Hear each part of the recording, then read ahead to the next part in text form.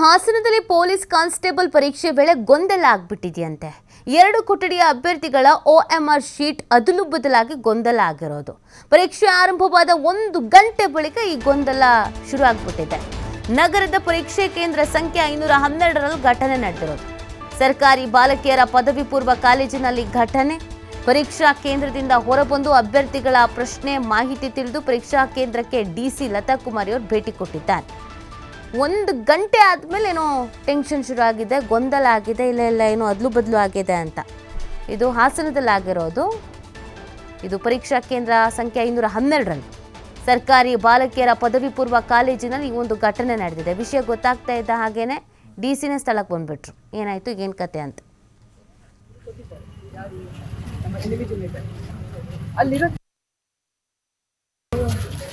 ಗೊಂದಲ ಇಲ್ಲ. ಏನಾಯ್ತು ಅಂದರೆ ನಮ್ಮ ಕ್ವಶನ್ ಪೇಪರ್ಸನ್ನು ಇವರು ಕೊಟ್ಟಿದ್ದಾರೆ. ಯಾರು? ನಮ್ಮ ಇಂಡಿವಿಜುವಲ್. ಅಲ್ಲಿರೋ ಕೆಲವು ಸ್ಟೂಡೆಂಟ್ಸ್ ಏನು ಮಾಡಿದ್ರು, ಕ್ವಶನ್ ಪೇಪರಲ್ಲಿರೋ ಒಂದು ಕ್ರಮ ಸಂಖ್ಯೆ, OMR ಶೀಟಲ್ಲಿರೋ ಒಂದು ಕ್ರಮ ಸಂಖ್ಯೆ 2 ಮ್ಯಾಚ್ ಆಗಬೇಕು ಅಂತ ಹೇಳಿ ಆರ್ಗ್ಯೂ ಮಾಡ್ತಾ ಕೂತಿದ್ದಾರೆ.